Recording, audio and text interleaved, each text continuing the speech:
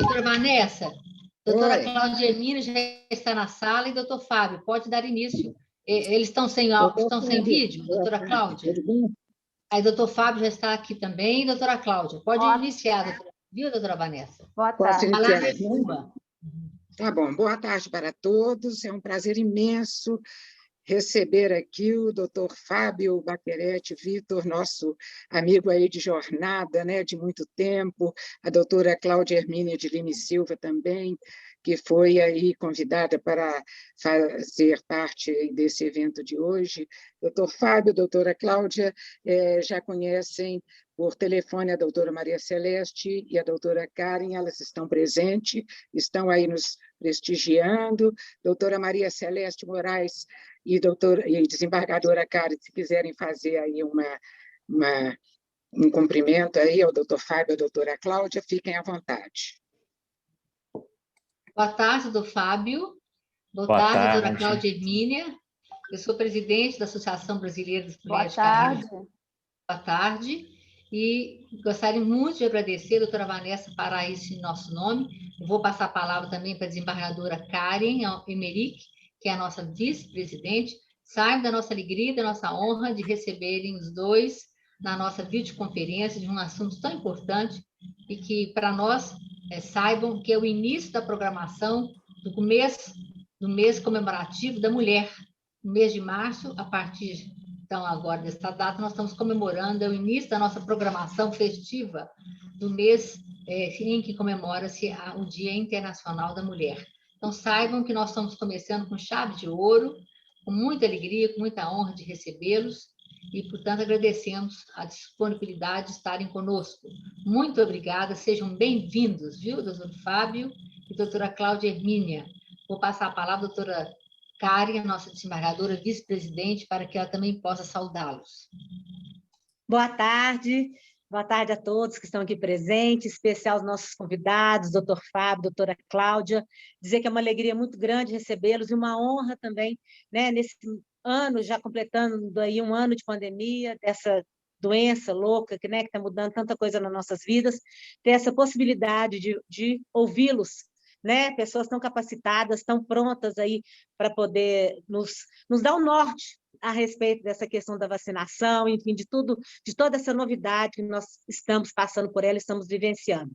Quero agradecer também a doutora Maria Celeste e especialmente a desembargadora Vanessa Verdoli, que foi a nossa ponte, né, doutora Celeste, de ligação aí entre os convidados. Então, obrigada, minha colega, desembargadora Vanessa, por ter possibilitado esse encontro também com essas pessoas tão especiais aí nessa tarde de hoje. Sejam bem-vindos sempre aqui na BNCJ e obrigado por estarem aí, por terem aceitado o nosso convite. Eu é que agradeço, desembargadora Karen, eu é que agradeço pela oportunidade que me deram de estar aqui hoje como anfitriã, a convite de vocês, e eu as cumprimento em especial na pessoa da doutora Maria Celeste, da desembargadora Karen, eu cumprimento a todos os presentes, elas que são presidente e vice-presidente da Associação Brasileira das Mulheres de Carreira Jurídica, que me delegaram essa função hoje de anfitriã, nesse importante encontro, neste mês de março, em que faremos muitos eventos, né? Dia 8 será o Dia Internacional da Mulher, e é um dia muito importante, esse é um mês muito importante, porque marca a luta da mulher pela igualdade, não só a igualdade de salário, mas também a igualdade de oportunidade, a igualdade em todos os sentidos, a igualdade principalmente de honra e dignidade, né, para viver. Eu fico, assim, especialmente feliz em hoje ser anfitriã, principalmente porque contamos hoje com dois convidados que são meus colegas e amigos especiais, colegas no COGESMIG, Comitê de Gestores em Saúde de Minas Gerais, o que muito me honra. Dr. Fábio Baquerete Vitor é médico, presidente da FEMIG, Fundação Hospitalar do Estado de Minas Gerais, que é a maior rede hospitalar do SUS, né, do Sistema Único de Saúde, e também a doutora Cláudia Hermínia de Lima e Silva, aos dois convidados e a todos os presentes nesta reunião, os meus cumprimentos. Doutor Fábio, eu agradeço em especial a sua presença, sabendo dos inúmeros compromissos que tem e que está tendo em razão da pandemia, né? O nome do senhor é muito importante em frente ao combate da pandemia em Minas Gerais. O senhor fez uma trajetória muito rica nos hospitais da FHEMIG, como médico, passando por ali em diversos cargos, até que, por seus méritos, foi alçado a presidente num importante momento como este, em que a FHEMIG está fazendo o seu trabalho magnífico perante essa pandemia. A sua atuação na presidência está sendo muito relevante, doutor Fábio, para os atendimentos em Minas, na luta contra a Covid, e foi isso que fez com que o seu nome fosse escolhido pela Associação Brasileira das Mulheres da Carreira Jurídica para estar promovendo neste mês este encontro em razão do Dia Internacional da Mulher. O Dia Internacional da Mulher, como se sabe, simboliza uma luta muito histórica, então nós vamos festejar com diversos eventos. E em razão da terrível experiência que nós estamos vivendo com a pandemia, este convite foi especial para que nós podemos ter alguns esclarecimentos sobre a vacinação, que é um tema que hoje interessa a todos. Doutor Fábio, é com muito prazer, com muita honra que eu lhe passo a palavra. Boa tarde a todos, doutora Vanessa, muito obrigado pelas palavras, sempre muito gentil. Realmente espero poder contribuir no dia de hoje. Queria agradecer também a Maria Celeste pelo convite, né, pelo contato, e a Cláudia Hermínia, sempre uma grande parceira, e estou aqui hoje muito por culpa dela, sabe? Essa Cláudia Hermínia aí só me põe furada, né, Cláudia Hermínia? Estou brincando. Mas ela tem um grande mérito de eu estar aqui, ela foi uma das pessoas que me indicou para esse grande desafio.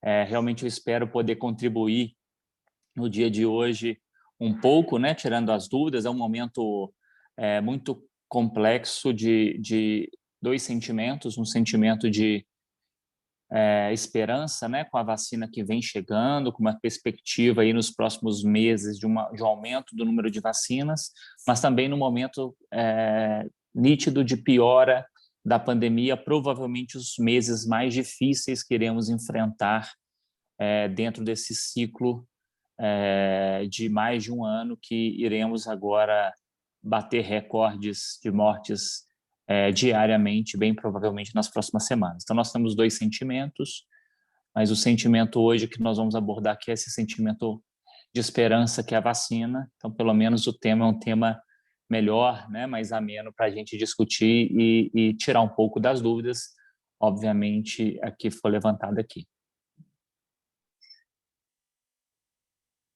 Doutor Fábio, Cláudia. É um prazer estar aqui, né? E vocês estão me ouvindo? Sim, estamos sim, Cláudia. Estão me ouvindo?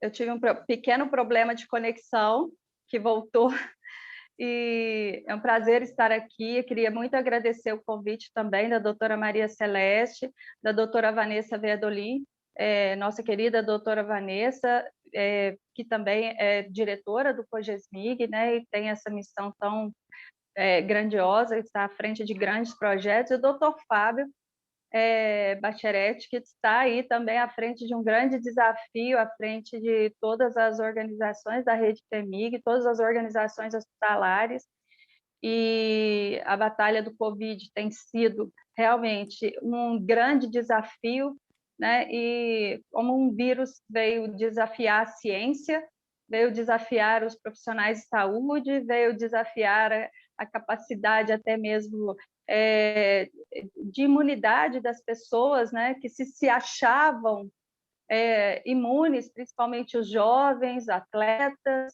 e nós vimos que essa pandemia realmente ela tem vencido todas as perspectivas que nós temos trabalhado. fora a vacina, né? Os medicamentos que foram propostos.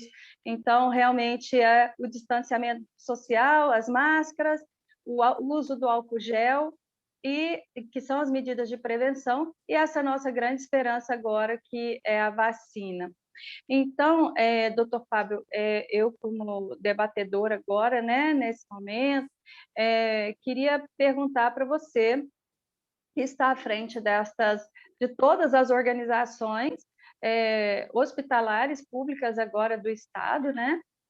Qual tem sido o seu maior desafio enquanto gestor dessa grande rede de hospitais no enfrentamento da Covid? Nós vamos chegar um pouquinho na vacina, mas eu gostaria de introduzir o tema com essas questões.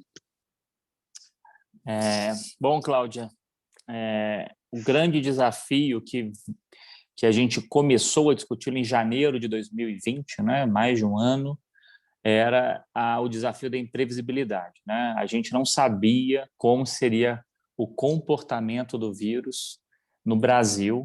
A gente ficava na expectativa de se ele ia chegar, se ele fosse chegar, se ele ia chegar de forma controlada ou se ele ia realmente ter o comportamento que ele está tendo hoje. Então, nós pensamos no cenário em janeiro do ano passado, então há cerca de 15 meses atrás.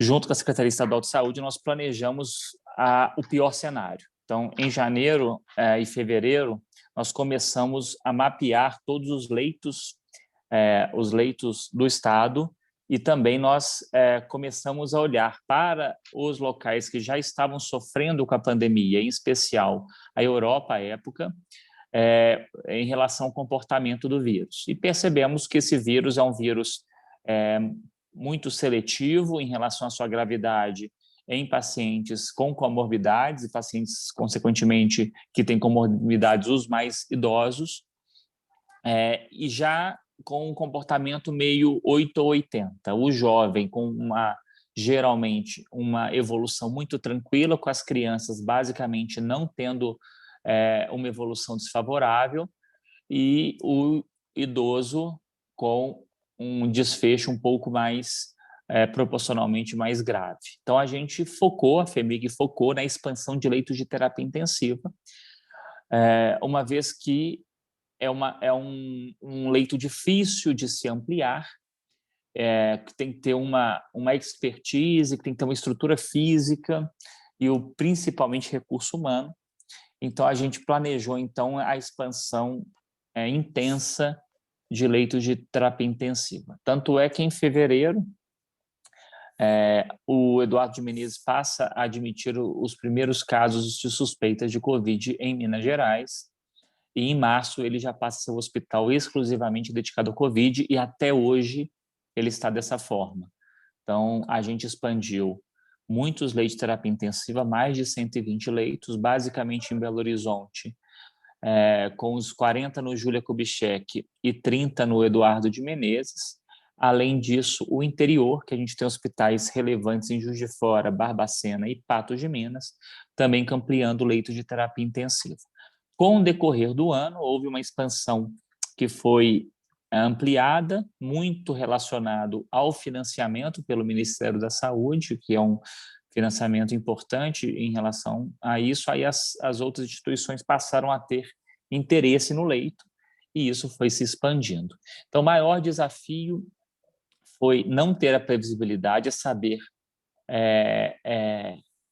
qual o quantitativo de leitos a ser expandidos, e nós tomamos a decisão de expandir o máximo possível, porque nós olhamos para o pior cenário, e o pior cenário seria um déficit de mais de 2.000 leitos de terapia intensiva no Estado. No primeiro momento foi um sucesso o distanciamento social. Minas Gerais foi empurrando para frente o seu pico até julho, onde julho foi o pico vivenciado, e depois houve uma queda. Nós mantivemos os leitos abertos, porque a gente sabe que é muito importante, diferente de qualquer outro momento de gestão de saúde, que a gente visa o máximo de ocupação. Na Covid é diferente. A gente visa a menor ocupação para os indicadores caírem e a vida tentar normalizar, o comércio abrir, as escolas abrirem. Então, a gente faz um pouco diferente. A FHEMIG se manteve E hoje nós tivemos o desafio, há um ano atrás, a doutora Vanessa nos ajudou à época com o EPIs, né? Ela nos ajudou com doações também. A gente teve o primeiro momento do uso do EPI, que passou a ser uma rotina que não era real, apesar da indicação. Os profissionais de saúde não usavam as máscaras no dia a dia, passou a 100% das vezes utilizado. Então, houve um grande consumo de EPI no primeiro momento, uma inflação no mercado e um desabastecimento. Então, o primeiro desafio foi este. O segundo, os insumos para pacientes graves, para intubação. E o terceiro, o RH, que começou a ficar escasso com a expansão de todo o serviço privado e público. Então, foram vários desafios que cada dia se passa, a gente vai vencendo um desafio. EPIs, conseguimos não faltar EPI em nenhum momento, nós chegamos a emprestar medicamentos para vários hospitais do estado que não conseguiam, que nós conseguimos fazer um estoque que nós planejamos desde janeiro, desde fevereiro. E RH, nós tivemos um aumento do salário médico, porque o grande gargalo hoje são os médicos, conseguimos aumentar, criando a gratificação especial para a Covid, mas hoje o desafio os profissionais estão exauridos, os profissionais estão sem férias há tanto tempo, todo mundo cansado, a vacina deu uma esperança para eles, mas o desafio hoje é manter estes leitos. E o cenário, Cláudia, infelizmente hoje, é que os piores dias ainda vão chegar. Então, por mais que a gente achou que janeiro foi difícil, a gente tem uma expectativa. O interior de Minas já sofre muito com isso. A gente tem um hospital em Patos de Minas que vem sofrendo, a região do Alto Paranaíbe, Triângulo Norte, está sofrendo muito, né? Nós trouxemos para a FEMIG mais de 20 casos de Coromandel. A gente cedeu agora para Uberlândia 20 respiradores e para Monte Carmelo outros 13 respiradores para abrirem leitos lá. Mas a expectativa nossa são dias muito difíceis. O setor privado em Uberlândia e Uberaba também faliu. Eles estão transferindo pacientes da Unimed para o interior de São Paulo. Então, nós viveremos momentos de muita dificuldade. O grande problema do coronavírus é que toda decisão que se toma, ela pode ser sempre atrasada. Quem está infectado hoje demora 8 dias para ir para o hospital e demora 12 dias para ir para o CTI. Então, a gente sempre está um pouco atrasado na decisão se você não tiver essa visão maior da pandemia. Quando a gente fala que o carnaval, o impacto do carnaval na morte está sendo agora, porque o carnaval foi em dia 15, 16 de fevereiro. Você tem ali o tempo de incubação do vírus, até o paciente ter o sintoma, que pode ser até 14 dias. Aí o paciente começa a ter o sintoma, e no 8º dia ele vai internar. Então, a gente tem aí até 22, 25 dias para ele ficar grave no hospital após a sua exposição. Então, agora é o momento que nós vamos ver a consequência no Brasil do carnaval. Então, isso é complexo. A gente saber o momento de tomar essas decisões. A FEMIG participa com os indicadores, né, de ocupação, não da decisão, a decisão política de fechamento, de qualquer outra demanda, mas os nossos dados são muito importantes, são muito sensíveis, né? A gente consegue perceber o aumento dos casos antes. No entanto, esse aumento do caso, se a gente percebe essa ocupação subindo muito rapidamente, se a gente demorar, a gente não, né? Se o governo demorar, ou municipal, ou estadual, ou federal, demorar a tomar uma atitude, até essa atitude fazer efeito, todo esse grupo que continuou exposto, ele vai vir como consequência. A gente tem que o Triângulo Norte, que é Uberlândia, Patos de Minas, já estão com o comércio fechado, praticamente lockdown, e eles estão a cada dia vivendo momentos piores, porque existe um tempo entre a decisão do fechamento e a sentir esse efeito no leito hospitalar, porque esse paciente também ele demora muito até alta, ele demora uma média de permanência de próximo de 21, 22 dias, ou seja, a gente demora a rodar o leito, então o hospital fica geralmente sobrecarregado. Aí são os maiores desafios, entre tantos, né, desses 15 meses, Cláudia. Doutor Fábio, um dos grandes desafios também... Doutora Cláudia. Pois não, doutora Eu não Vanessa. a apresentei, eu quero apresentar a doutora Cláudia aí, que ela é diretora executiva da COGESMIG também, é assessora de projetos da FEMIG, consagrada professora da Fundação Getúlio Vargas, né, Cláudia? E fez um trabalho muito bonito à frente da Secretaria de Saúde, como assessora especial, durante esse tempo todo. Foi recente aí que assumiu esse cargo perante a FEMIG. A doutora Cláudia está à frente aí em todos os momentos da pandemia, junto ao governo estadual. Mas pode falar, então, doutora Cláudia. Muito obrigada, doutora Vanessa. É sempre uma honra imensa estar aqui em qualquer evento ou qualquer lugar com a doutora, né, que é um exemplo maravilhoso para nós a seguir. Eu só tenho a agradecer toda a nossa convivência, amizade, poder ter uma pessoa tão digna e maravilhosa como a senhora. Muito obrigada pela apresentação. Bom, doutor Fábio, continuando, então, a nossa entrevista, né? Eu gostaria de te perguntar o seguinte, além desses desafios todos que você colocou, nós temos também agora a mutação do vírus, né? E isso agora também começa a ser um novo desafio. Eu, como a doutora Vanessa bem colocou, eu estive também na secretaria como assessora de parcerias estratégicas junto ao secretário de Saúde, né? E buscando também, auxiliando nas estratégias para combate ao coronavírus.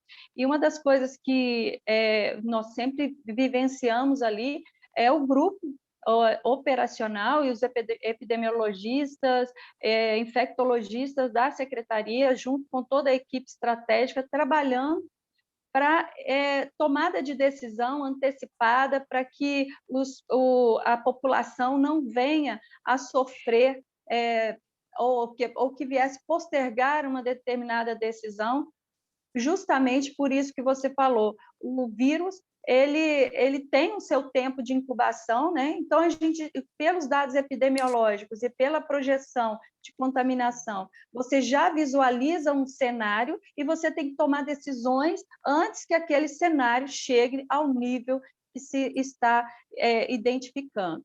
Então, um dos novos cenários hoje é o aparecimento de novas cepas que sofreram mutações. Nós tivemos mutações no Reino Unido, na África do Sul, e agora essa mutação em Manaus, que acabou se espalhando por todo o Brasil. E o que nós temos visto é que essa cepa, ela pode ter, e é o que os cientistas estão estudando, né, um poder de contaminação maior e até uma gravidade maior. A vacinação, ela seria efetiva também para esses vírus mutantes?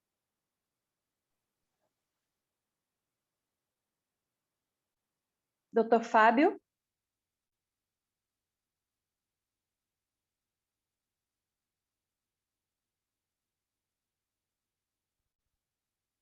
Alô?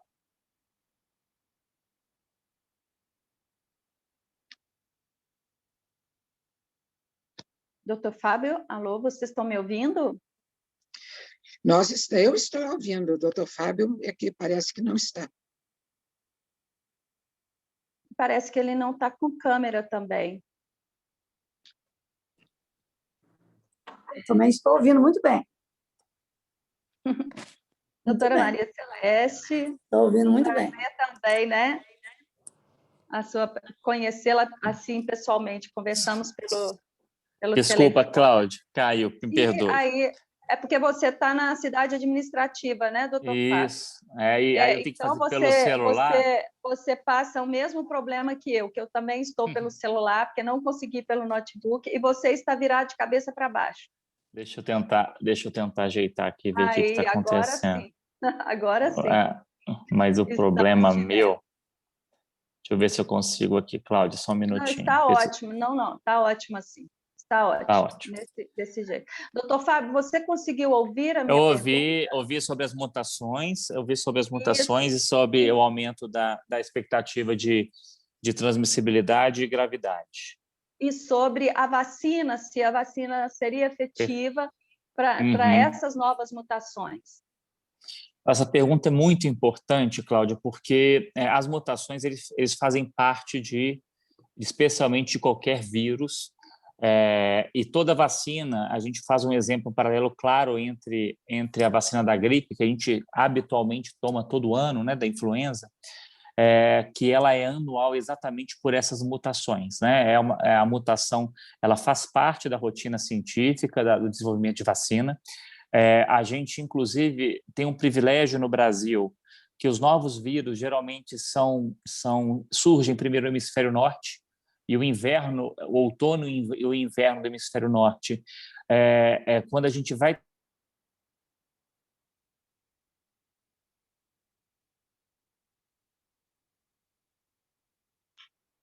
tomar a vacina. Tá ouvindo, gente? Agora sim, deu uma cortadinha, voltou. Pela essa nova cepa que vai sendo surgindo, e no coronavírus não ia ser diferente. Então, coronavírus, devem existir outras mutações, várias delas já circulando, e a mutação tem muito a ver com a replicação viral. Ou seja, enquanto o vírus estiver circulando em alta velocidade, igual está hoje, o risco de haver, dentro dessa replicação da divisão do RNA do vírus, vir uma mutação, ela existe. Então, iremos enfrentar novas mutações. No entanto, as vacinas, elas utilizam uma proteína do próprio vírus, umas utilizam uma metodologia mais moderna, que o próprio nome Moderna fala, que utiliza uma proteína sintética. Outras vacinas utilizam uma proteína já do próprio vírus, tira essa proteína e coloca. E outros, como a Coronavac, da Sinovac, ela utiliza várias proteínas S do vírus. A eficácia pode variar pela mutação? Pode. Menos comum na Coronavac, por utilizar mais de uma proteína, porque a mutação está nessa proteína, e a Coronavac utiliza várias proteínas, então a chance da Coronavac perder um pouco de eficácia é menor do que as outras, mas mesmo assim, em relação aos casos graves, a vacina ela é segura. Isso é super importante. Então, quando a gente fala em eficácia geral, a Coronavac tem 53% de eficácia, já faz tem 94%, ela é melhor. Essa eficácia, ela tem a ver com o desenvolvimento da doença. Mas todas as vacinas, elas protegem de casos graves e morte.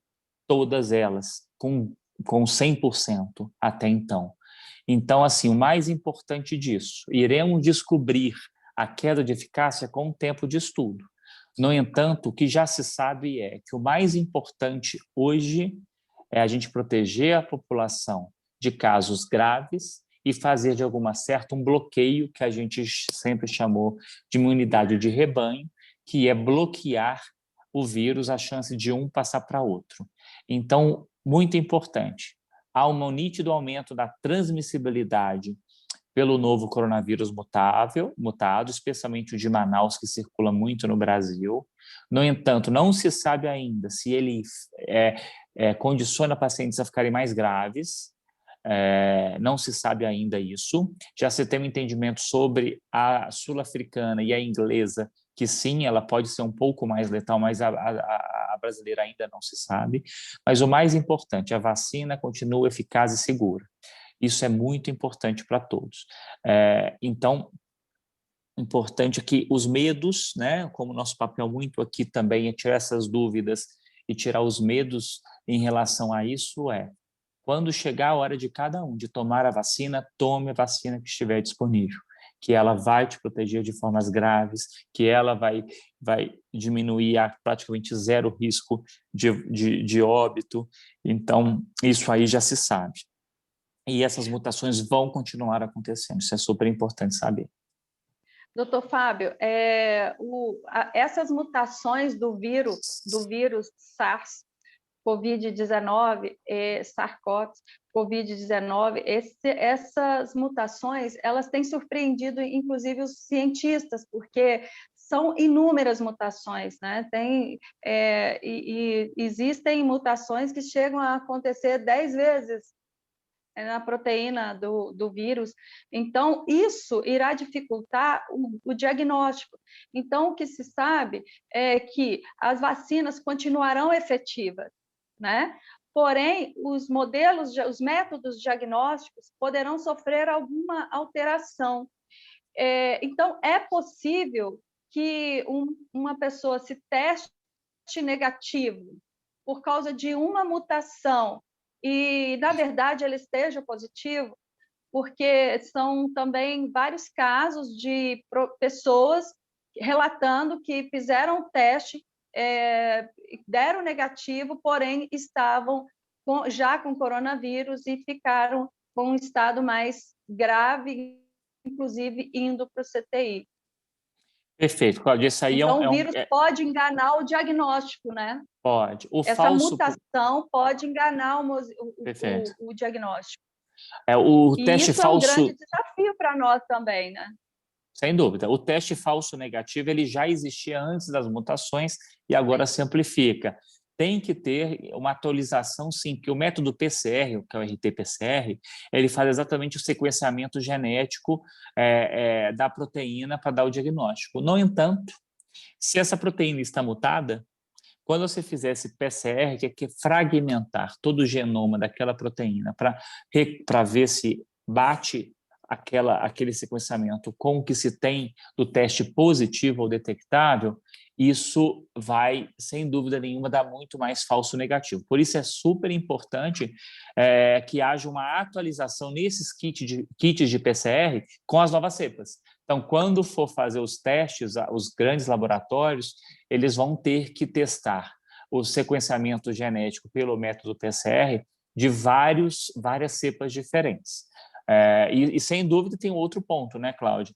Do mesmo jeito que existe o falso negativo, existe o falso positivo. Existem muitos pacientes que já tiveram a doença e continuam positivos por muito tempo.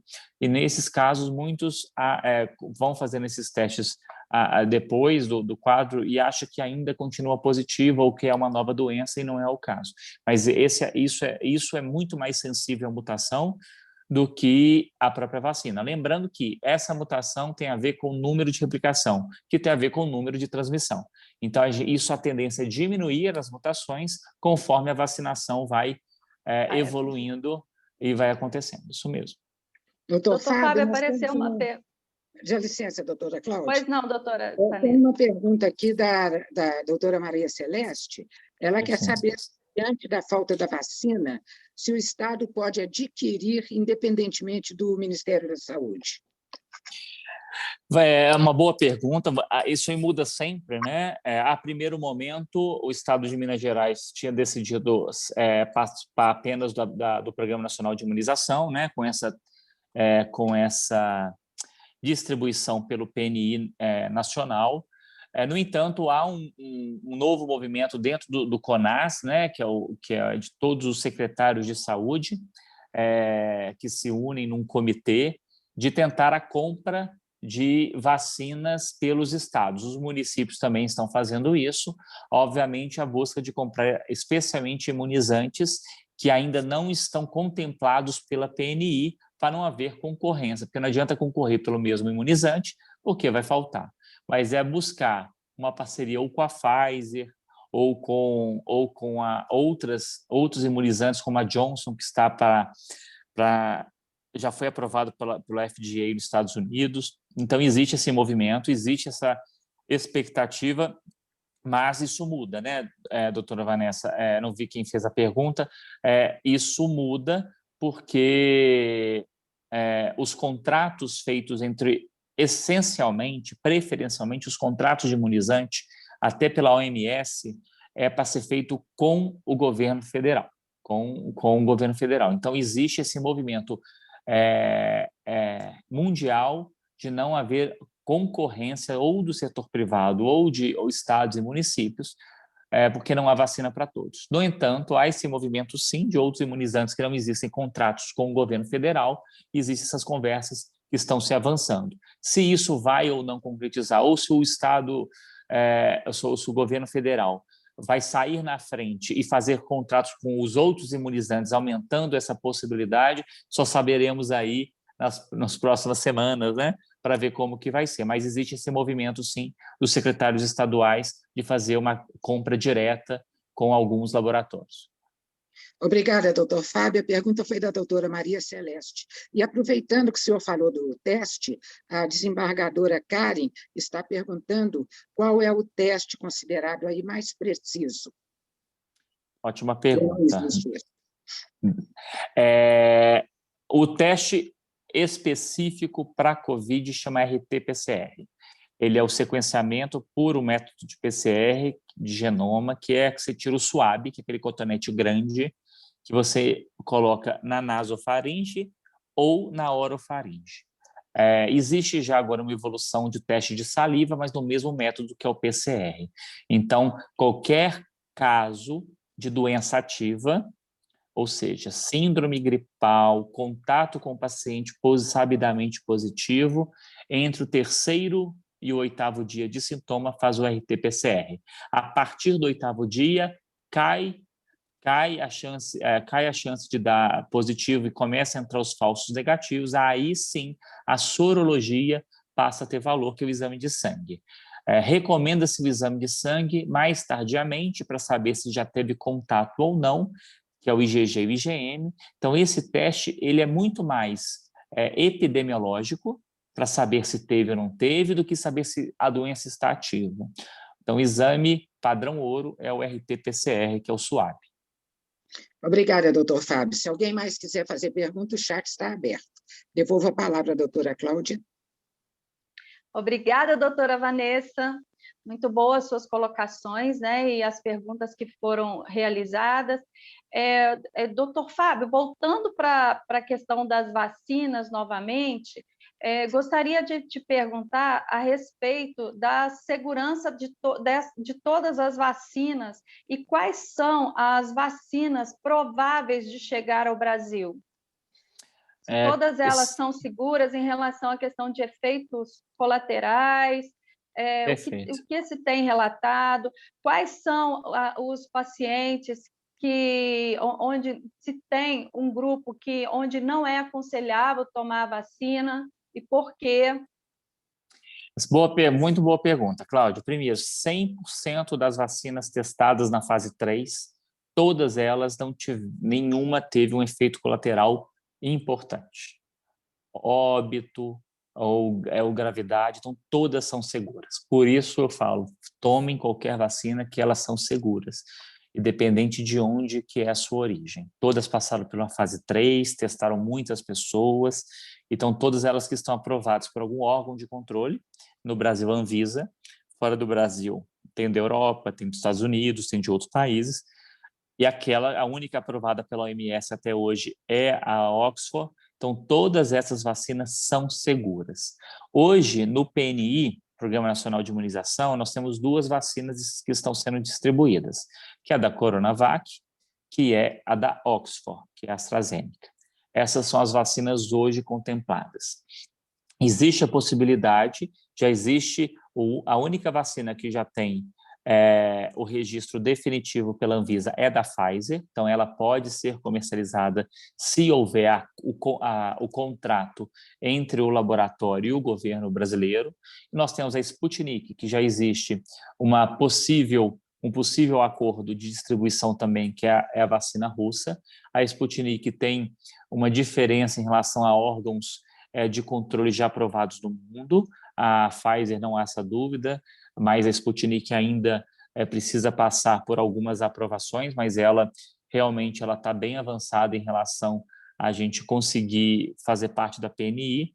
Nós temos também a indiana, que está para conseguir também a aprovação. Ela ainda não foi aprovada por nenhum órgão de controle, a Covaxin, mas já é utilizado na Índia, então ela pode a qualquer momento ser atualizada aqui, e da Johnson, que eu destaco. A Johnson, apesar de ter fase 3 no Brasil, ela hoje não tem contrato com o governo brasileiro, mas a Johnson é a vacina que vai transformar a vacinação por ser dose única. Isso é muito importante, porque em um país continental igual o nosso, que a gente precisa distribuir, que a gente precisa vacinar a mesma vacina 2 vezes, na maioria deles, é um problema de logística, que você entende bem, né, Cláudia? É um problema muito difícil. E a Johnson tem uma vacina de dose única. Isso significa que a gente consegue ter um efeito de imunização de rebanho muito, muito, muito rápido. Então, assim, são as vacinas mais importantes que a gente tem para chegar, Moderna e Pfizer, que já tem aprovação para vir, a Covaxin, que precisa dessa autorização e o pedido para vir, a Sputnik, que já está em conversa, e a da Johnson, que é essa novidade boa que nós temos recente, que a gente pode fazer uma transformação realmente na velocidade de vacinação nos próximos meses, né? Vamos torcer para isso se consolidar rapidamente, né? Para a gente conseguir evoluir bem. Doutor Fábio, como você mesmo colocou, nós estamos para entrar no pior momento da pandemia desde então, né? A gente achou que o pior momento seria em julho, e nós estamos vendo agora que o pior momento está para chegar. Nunca se viu, desde que começou a pandemia, tantas pessoas próximas, com parentes, e nos grupos que nós participamos, já mostrando pessoas no CTI, pais falecendo, irmãos, e a gente, assim, realmente são muitos casos, o que nós não víamos antes, né? Era um caso que parecia distante, agora não, ele chega cada vez mais próximo, e o que me preocupa, a velocidade com que essas vacinas vão ser adquiridas, porque houve um movimento dos empresários no Brasil para adquirirem essas vacinas. Nós temos empresários que têm um poder aquisitivo muito grande, inclusive para importações. Houve um parecer positivo do governo federal em relação a isso, inclusive eles se dispuseram a distribuir parte para o SUS e parte para os seus funcionários, porém isso não aconteceu. O Butantan, ele tem uma capacidade de produção enorme, inclusive ele, junto com o Instituto Oswaldo Cruz, são capazes de produzir para o Brasil, inclusive até mesmo exportar, e no entanto, isso não aconteceu ainda, e nós temos também toda essa promessa de novas vacinas chegando e a aquisição através do governo, através do PNI, como você mesmo colocou, mas a população está em desespero, tendo em vista que as vacinas elas só chegaram o suficiente para os profissionais de saúde que trabalham nos hospitais, inclusive os profissionais de saúde que trabalham em consultórios, como dentistas, outros médicos, né, dermatologistas, que só trabalham em consultório, não trabalham em hospital, mas lidam com o paciente, não foram vacinados. Então, existe alguma esperança, alguma expectativa de que isso se reverta rapidamente, que nós possamos ter acesso a essas vacinas o mais rápido possível? Bom, Cláudia, o primeiro ponto super importante. Nós estamos engatinhando na vacinação, não só a gente, com exceção de alguns países, né, como Estados Unidos, que possui ali a Pfizer ali dentro, Israel, que também possui uma fábrica da Pfizer ali dentro, e Inglaterra, que possui uma fábrica da Oxford. Tirando esses países, o mundo inteiro não tem vacina suficiente e bem lentamente. Então, não é um problema só do Brasil, é um problema de basicamente todo mundo. A concorrência entre o setor privado e o setor público, neste momento, ela é complexa, porque, como não tem... O problema não é financeiro, né? É muito barato vacina, perto do prejuízo que a pandemia causa. Então, a gente sabe que o problema não é financeiro, que o governo pagaria o valor que fosse pela vacina. O Brasil tem dinheiro para isso. O grande problema são nessas decisões de qual vacina. Eu acho que o erro, talvez, do Brasil, do governo brasileiro, foi apostar em uma vacina. Ela apostou na Oxford, apostou todas as fichas na Oxford. E quando a gente precisou da IFA para fazer a vacina, a Índia, obviamente, também utilizando a mesma vacina, ela queria dedicar a vacina para a sua população interna, atrasou toda a produção, né, de vacina pela Funend. Tanto é que o governo teve que aceitar a Coronavac, entre nós não era a primeira escolha deles. Pelo Butantan, né? Que é Pelo do Butantan, você quis porque dizer. eu falo assim, o governo apostou na Oxford, o governo federal apostou na Oxford. Uhum. Teve que trazer a Coronavac porque ela foi a primeira. Mas na expectativa do governo federal inicial é que a Oxford daria os 100 milhões de vacinas no primeiro semestre. Então, era vacinar, pensando que a segunda dose da Oxford é um intervalo de 4 meses, ela conseguiria vacinar metade da população, praticamente, no primeiro semestre, e vacinar no segundo semestre o restante. Então, ela postou todas as fichas ali. Aí veio a Coronavac, que ficou pronta antes, ela teve que aceitar a Coronavac, provavelmente não foi o que ele gostaria, o governo federal, né, que apostou todas as fichas, e agora nós temos essas outras vacinas que nós estamos atrasados. Agora, uma coisa que eu penso, Cláudia, se o governo federal decide em não comprar Pfizer, aí eu não vejo nenhum problema do setor privado comprá-la, porque não vai haver concorrência dentro do país por uma vacina, porque o governo federal decidiu que a Pfizer não fará parte do PNI.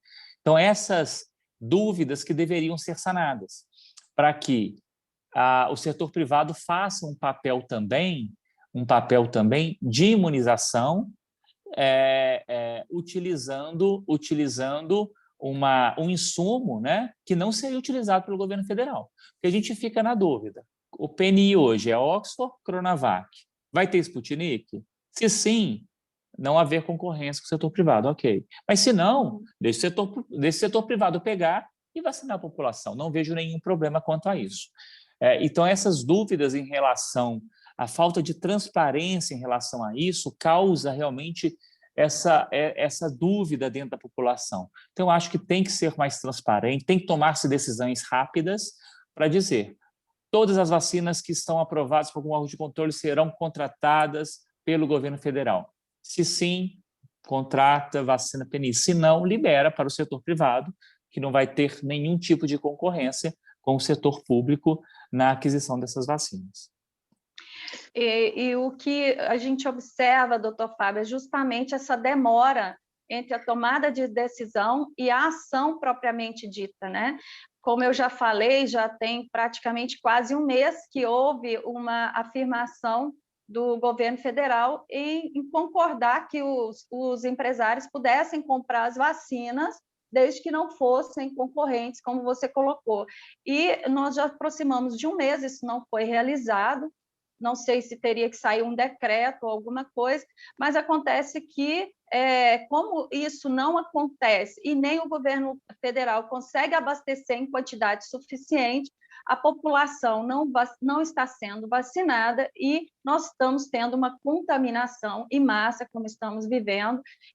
Vários municípios de Minas já colapsaram, vários estados do Brasil já colapsaram.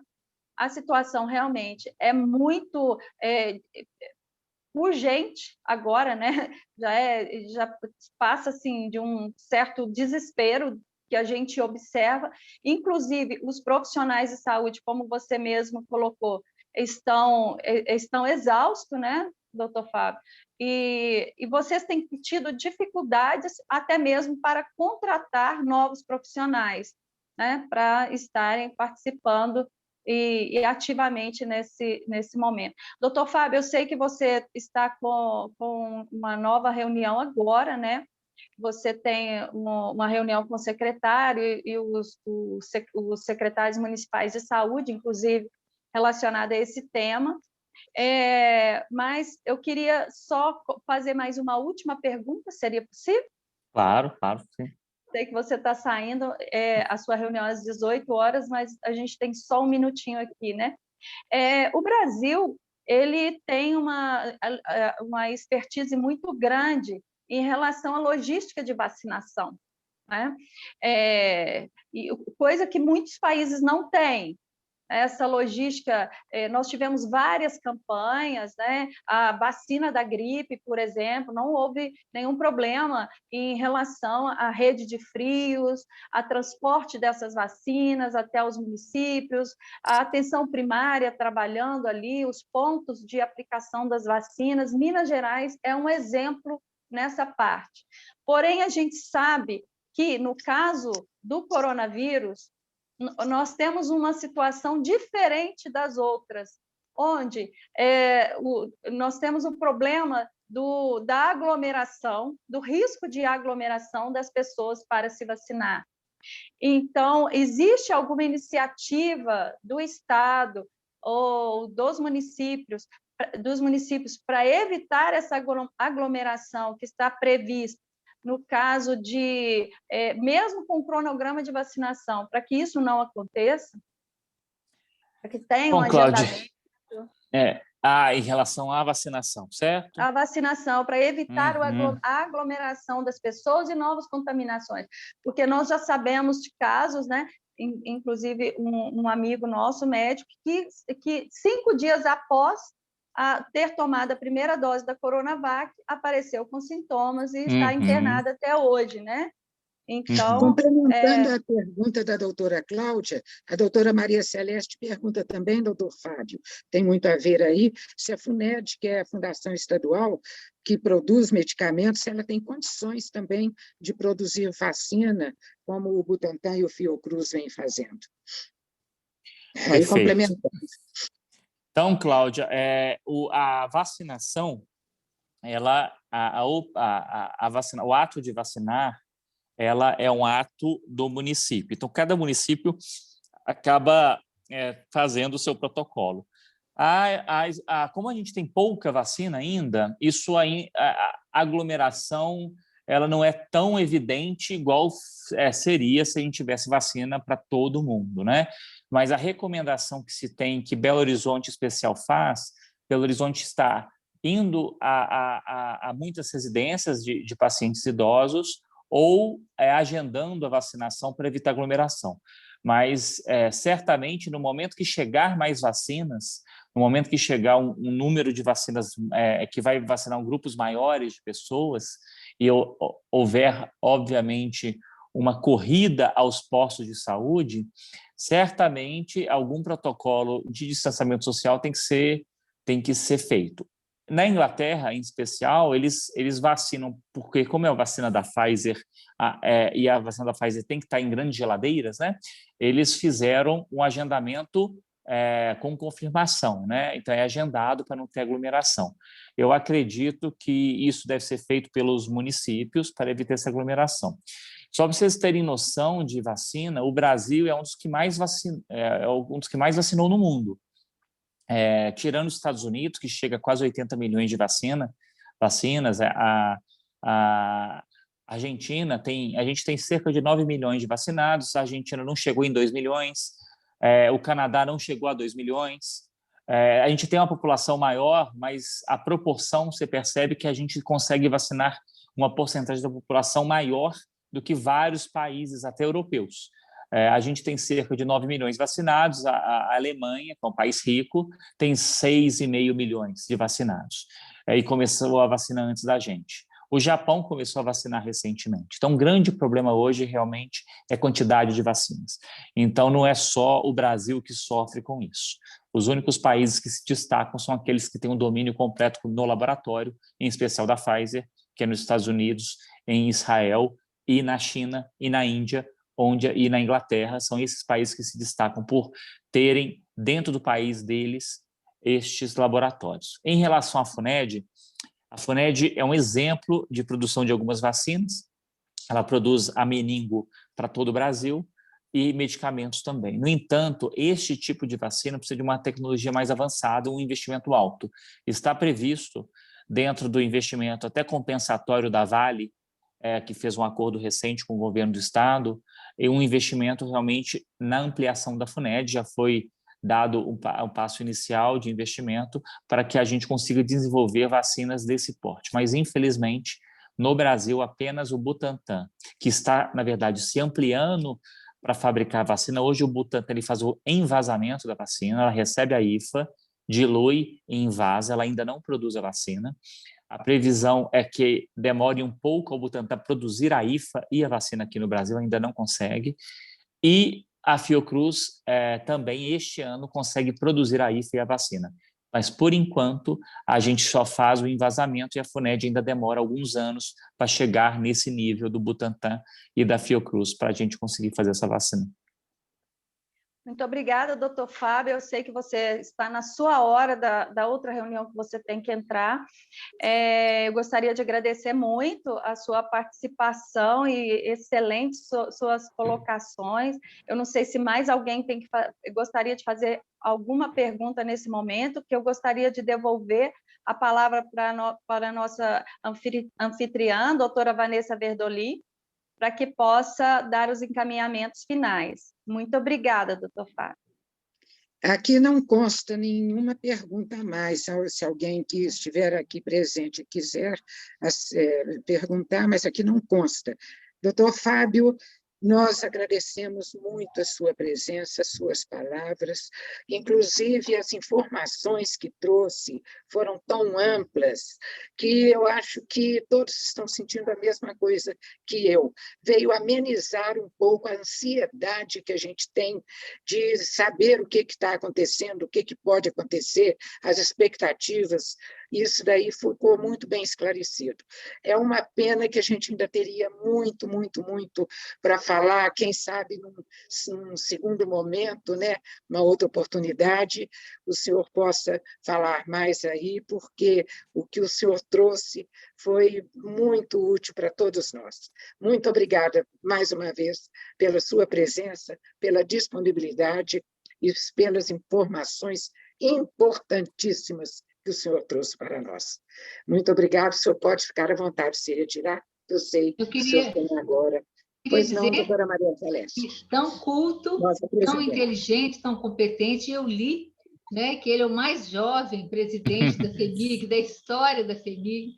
Então, a nossa alegria, realmente, nós estamos encantadas e merecidamente, né? Chegou tão jovem, merecidamente, né?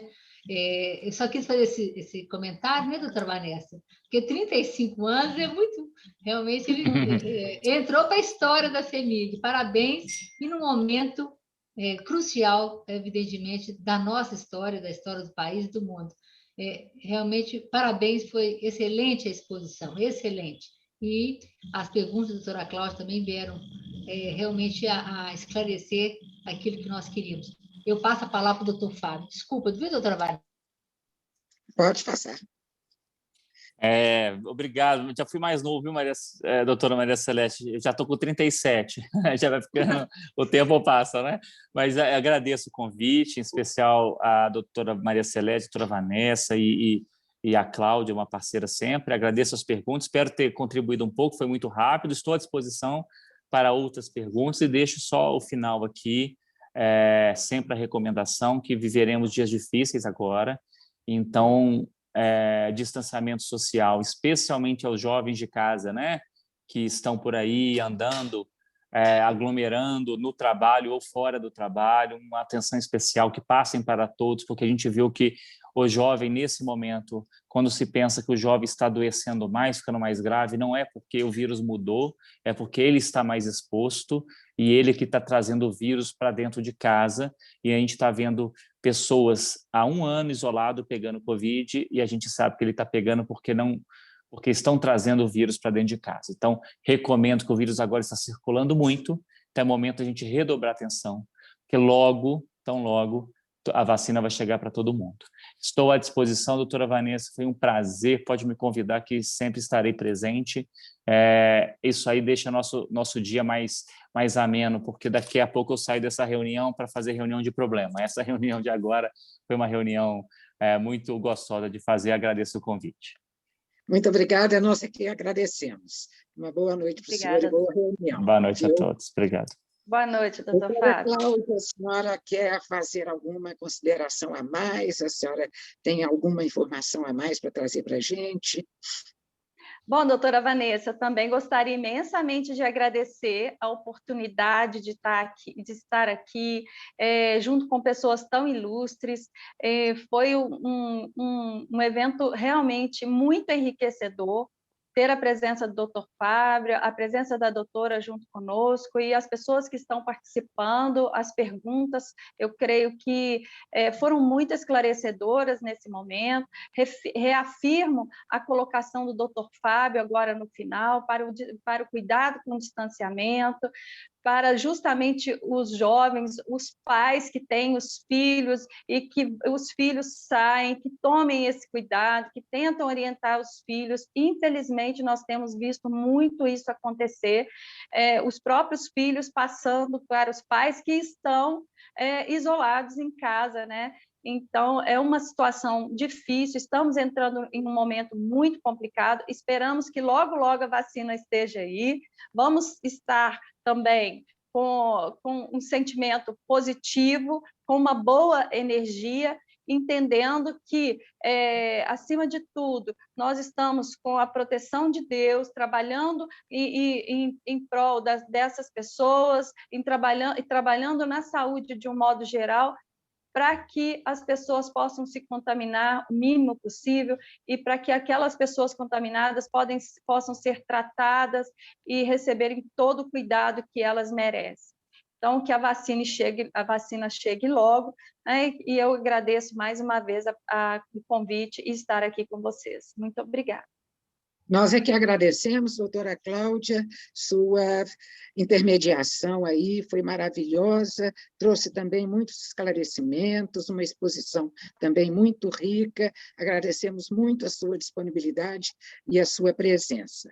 Eu agradeço a desembargadora Karen, a doutora Maria Celeste, por terem me convidado para ser anfitriã, e eu passo a palavra à doutora Maria Celeste para as considerações finais, né, doutora Maria Celeste? Eu gostaria de agradecer também, doutora Vanessa, a presença das colegas da associação, porque estão presentes acompanhando a nossa videoconferência, e esclarecer que essa conferência ela vai ser gravada e disponibilizada no YouTube, no canal do YouTube da ABMCJ. Portanto, muitos estão ainda trabalhando, às vezes estão no horário ainda de escritório, ou no horário de trabalho, nos fóruns, ou nos seus respectivos, né? Ambientes de trabalho, mas poderão depois escutar a videoconferência por meio do canal do YouTube da ABMCJ. É só clicar no YouTube, ABMCJ-MG, que vocês conseguirão depois assistir também à nossa conferência. Eu agradeço a presença da nossa diretora tesoureira, a doutora Daniela Tognoli, que esteve conosco desde o início. Obrigada, doutora Daniela. É a nossa diretora tesoureira, a nossa conselheira e diretora também, Isa Moraes, que está conosco desde o início. Muito obrigada. Sempre nos prestigiando. Doutora Janine Nogueira, também desde o início nos prestigiando na nossa videoconferência. Doutora Maísa Alvim, que também desde o início acompanha a nossa videoconferência.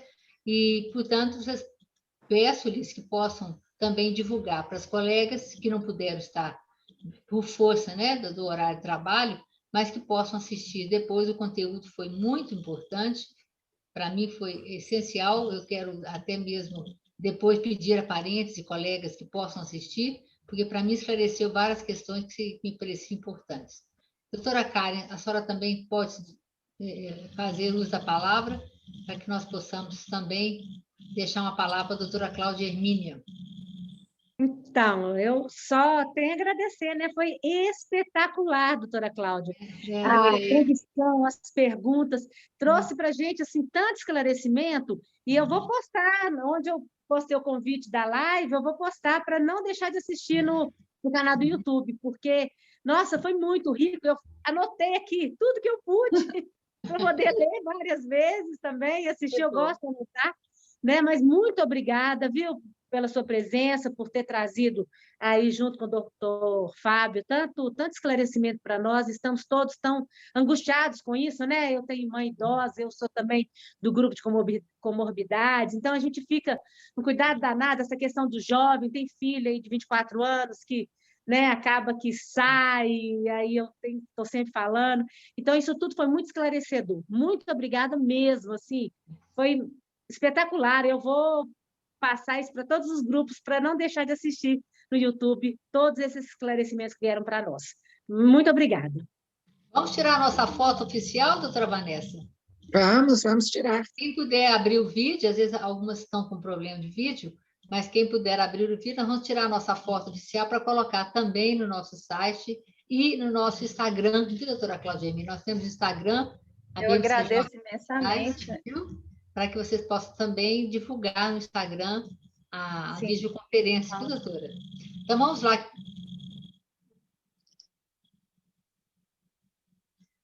Oi, Isa, volta. Isso. Oi. Agora, aí, ótimo. Agora, isso. Muito bem, muito obrigada. Eu que agradeço. Vanessa, então, eu queria dizer também meu nome de doutora Karen, da elegância, da maestria, da sua condução. A BMCJ não poderia ter escolhido melhor anfitriã. Deixou os nossos convidados muito à vontade, todos têm a maior deferência, a maior carinho pela senhora. Desde quando fiz o contato, só ouvi palavras elogiosas sobre a sua pessoa. Isso é um orgulho para a BMCJ tê-la conosco e espero contar com essa função que você tão bem desempenhou de anfitrionar os nossos convidados palestrantes para as nossas videoconferências. Nós já sabíamos disso, né, doutora Vanessa? Né, doutora Karen?